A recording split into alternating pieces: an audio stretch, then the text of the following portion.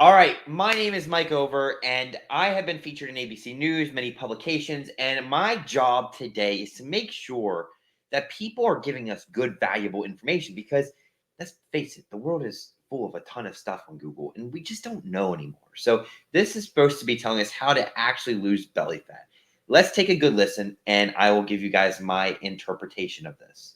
Belly fat is really easy to gain, yet often the hardest area to lose. And there's actually two types. There's that annoying belly fat we all know that covers your abs, but there's also a more dangerous type of belly fat stored deep within your organs known as visceral fat, which can create serious health problems. To find the most effective way to get rid of both types of belly fat, I reached out to 5 of the world's most qualified fat loss scientists and came up with 5 easy steps anyone can start doing today to lose belly fat. For the first and most important step, I spoke to 𝕤𝕠𝕝𝕝, scientific researcher, champion powerlifter, and honestly, just a really smart dude who calls out BS when he sees it. So why is stored belly fat so difficult to lose? Once again, we don't know the exact scientific explanation for that, but it may have something to do with the tissue being a little bit more metabolically active than other forms of stored body fat. Now, the real question is there any way around that? Well, yes, kind of. Sadly, even though we'd like to think if we do a bunch of crunches and work the area where the fat is stored, it will preferentially target that fat, there is no evidence to support that idea, and it's unlikely that that would make a difference overall. Now, there is research showing that exercise can reduce visceral fat without actually causing weight loss. So it is a good idea to exercise in general, but specific exercises are not going to target preferentially belly fat per se. I know people don't want to hear this. The real key to losing belly fat is just getting into a caloric deficit consistently and doing it for long enough. Now, the most effective way to create the calorie deficit Layne talked about is by modifying your diet. That's where our next expert comes in, Alan Aragon. Alan is one of the world's top nutrition researchers and educators with over 30 years of success in the field. He recommends first, find out roughly how many calories you're eating a day. Next, find out how many calories you should be eating to lose fat, which you can do by using the free calculator I've made over at builtwithscience.com/calculator. Then simply try to close that gap over time with most of your foods coming from the following sources. You have to be eating the foods that you like and look forward to. People have an idea of what their 20 favorite foods are. That's honestly, that's what they should be eating. That's what they should be eating. And people freak out when they hear that, but hey man, if you love the foods that you're eating, you're gonna stick to your diet. It helps to have an awareness of the food groups as well. Yeah. Because when I say your 20 favorite foods, I mean your 20 favorite foods that are reasonably healthy choices across the food groups. And there's 6 of them. There's the meat or the high protein group. There's the fat group, there's the fibrous vegetable group, and there's the starch group, and then there's the milk group, and then there's the fruit group. So choose your 3 favorite foods across, like in each of those food groups, choose your 3 favorite ones you like the most. And there's your diet, man. There's your diet. Oh wait, we have two more foods left to get those 20 foods. Okay, so I'm stopping here because so far, if you don't understand what these people are saying, then I think you need to be hit over the head with a hammer. Eat less and move a little more. It's not rocket science. Now, what makes it so difficult is that some people overcomplicate things. But yes, you have to eat less calories than what you're burning every day. And doing so is going to be more easily done by sticking to foods that you're more consistently able to eat. So once you like. So not rocket science, but so far we're easing into this, okay? Choose your 2 favorite YOLO foods, your 2 favorite desserts or whatever, or what you like, wine, okay, wine and freaking cookies or something. You know, brownies and ice cream, whatever. Yeah. And that's a healthy diet right there that'll hold you down for life and not just a dieting phase. I love that approach. I've never actually heard somebody put it like that. But now what about protein intake? How important would you say protein intake is for losing belly fat, just losing fat in general? Protein intake, adequate protein is crucial. Among the macronutrients, it helps you preserve muscle mass. It's the most potent thereof because it's Muscle mass is protein. And this is sort of a side thing that's a little bit trivial, but protein has the highest energetic cost of processing within the body. And so, in theory, you take a diet that's 100% protein, then your body will spend about 30% of those calories just trying to process it. And so it's like, that's not necessarily the case with carbohydrate and fat. This helps from the standpoint of a weight and fat loss perspective. It doesn't have to be a tough thing to try to accomplish either. I mean, on the low end, if you consume 1.6 grams per kilogram of body weight, which is 0.7 grams per pound of body weight, then you are at an adequate starting point. And the last question I had is, what about visceral fat? Are there any kinds of foods that promote the storage of visceral fat? And are there foods that people can eat to avoid gaining that? Yeah, man, that is a great question. And researchers have been fighting over the answer to this question for a really long time. Okay, so the overarching answer that covers a lot of things is that if you're losing fat, or if you're getting lean, there's really no concern about visceral fat. Because if you're losing overall fat, then visceral fat is diminishing as well. It's not like that's going to hold steady, you know? Principle number 2 is that visceral fat is mainly a concern for people who are gaining fat.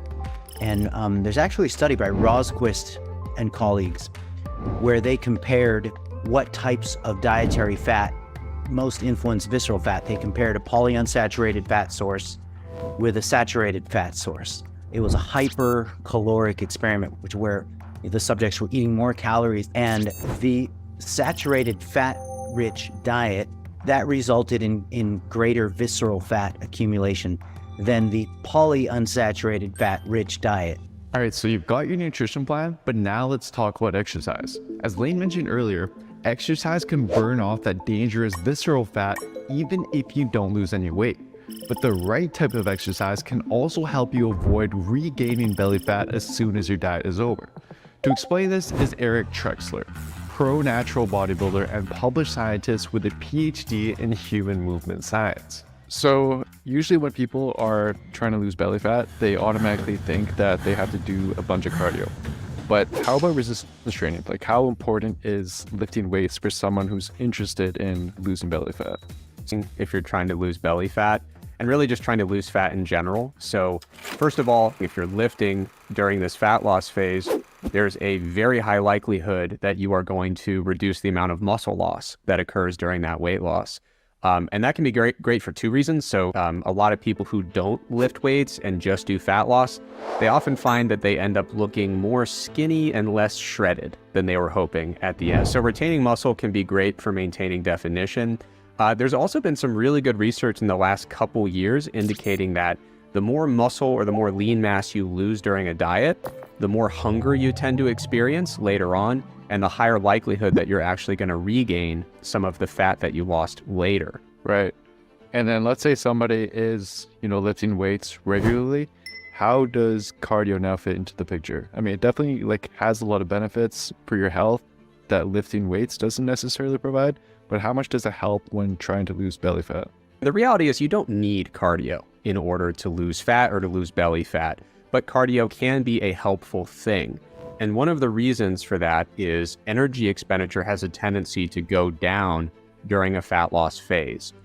So of course there will be some reduction normally in resting metabolic rate, but non-exercise activity thermogenesis is another really key thing that can change during a fat loss phase. So non-exercise activity is basically everything that exists between resting and doing structured exercise. So a good point here, because I do like the fact that, let's recap where they say that, yes, when you are in a fat loss phase, weight training becomes more important, I believe, because retaining muscle is much better than losing muscle.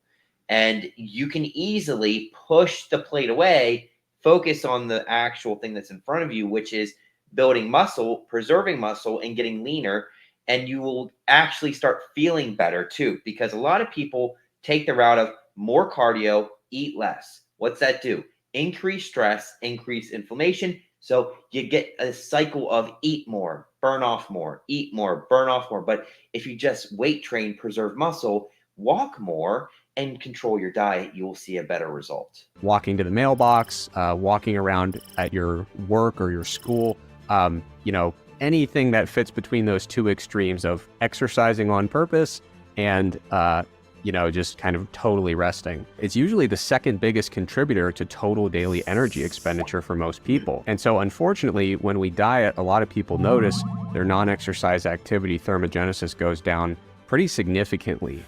Or when you do HIIT workouts and then you're coked up from the couch the rest of the day because you're too tired and also you're in a deficit, because then your NEAT goes down and that workout really doesn't do as much as what you thought it would have done. So cardio can be a really helpful thing in keeping your expenditure higher when that non-exercise activity starts to go down over time. So you're just trying to kind of keep things steady by adding some cardio to the mix. For some people, it's even just purely behavioral. We might just say, hey, use the stairs instead of the elevator and park at the back of the parking lot instead of the front. So everything that gets you moving counts. But even with proper nutrition and exercise, a recent 2022 study found there's an often overlooked variable that can still prevent you from losing belly fat. To explain this study is exercise science professor and body composition researcher Bill Campbell. But this new study was very unique in that it was the first ever investigation to assess a lack of sleep and how it affects where body fat is stored. They took 12 healthy males and females who on average slept about 7.5 hours per night. They had these subjects live in a research sleep lab and then placed them into 2 different sleep conditions. The first condition was a sleep-restricted condition where they were allowed to sleep only 4 hours per night. The other condition was a normal sleep condition where they were allowed to sleep 9 hours per night. And during this entire process, they were allowed to eat as much and whatever food they wanted to eat. So after 2 weeks in each condition, here's what happened. The sleep-restricted subjects, on average, consumed 300 more calories per day, and they gained about a pound of body weight when compared to the subjects when they were in the normal sleep stage. But here's where things get really interesting. The subjects that were sleep-restricted, they gained 8% more subcutaneous body fat than the normal sleep condition. They only gained about 4%. The other part of our bellies that stores fat is called the visceral region or visceral body fat. And that's the dangerous body fat because that's associated with a lot of adverse health outcomes. The sleep-restricted condition caused an increase in 11% of this visceral body fat. In the normal sleep condition, they didn't gain any. Now, again, we would expect they ate more calories, they gained a little bit more body weight, so we would expect a little bit of a gain in body fat, but not nearly to the extent that we saw as it was localized to the belly region, to the abdominal region. So this study suggests that there may be a link to sleep restriction leading to overeating, which causes a gain in body fat that is preferentially stored in the belly region. Interesting, good, but I think most of us know when you don't sleep, bad things happen. Not just with belly fat, with your mood, with your performance, with your brain, with your body, with your ability to recover. And yeah, you get hungry. So sleep, it is interesting. Now, I wouldn't say 2 weeks is enough to give us good, valid data that's definitely backed up 100%, but it does give us the insight that, yeah, you're going to gain more body fat when you don't sleep. Takeaway from this is to make sure that you prioritize sleep. I would suggest that you get about 7 hours per night and that you do not overlook the importance of this. Now, I know some of you might be thinking, okay, well, the subjects were overeating. What about if I'm still in a calorie deficit? Does sleep still matter as much? And that's a valid question. And a 2010 study actually tested this. Researchers put 2 groups of subjects on a weight loss diet with the same amount of calories. The only difference was one group slept 8.5 hours per night, while the other group slept only 5.5 hours per night. The result? Both groups lost a similar amount of total weight. Both groups also did lose some muscle because they weren't lifting weights. But the well-slept group lost 1.6 times less muscle and lost 2.3 times more fat than the sleep-restricted group, suggesting that a lack of sleep alone may in fact lead to more muscle loss and less fat loss during a diet. So you've now got all the tools you need to lose belly fat, but there's one more thing you need to add to your plan. Failure to do this is why so many people start out strong yet never end up successfully losing their belly fat. Lauren Conlon, a master coach, exercise scientist, and IFBB Bikini Pro will help explain what this missing piece is. All right, let's go through what commonly happens. So a client is going to obsess over losing belly fat, even if they've seen some changes on the scale or seen improvements in other areas of their body. Since there hasn't been much change in their belly fat, they're going to feel like what they're doing isn't working or it's not happening fast enough. Some clients are just going to give up right then, while others are going to slash their calories or increase their cardio. This increase in their deficit is typically unsustainable though, so they're going to fall off plan and inevitably quit. First, it's important to recognize that unless genetically you have little body fat on your abs and core area, that you will probably need to get leaner than you'd think to lose belly fat. For many people, the belly is the last area where you're going to see fat come off. But in the meantime, you can pay attention and be proud of the progress that you've made in other areas like your face and your shoulders and your legs, and trust that if you remain patient, that eventually you'll start to see more and more progress in these problematic and stubborn areas. Second, take multiple measures of progress. You can use scale weight and measurements as quantitative feedback, but we also want to look at qualitative feedback, such as how your clothes are fitting, how you're looking, and how much better that you're feeling.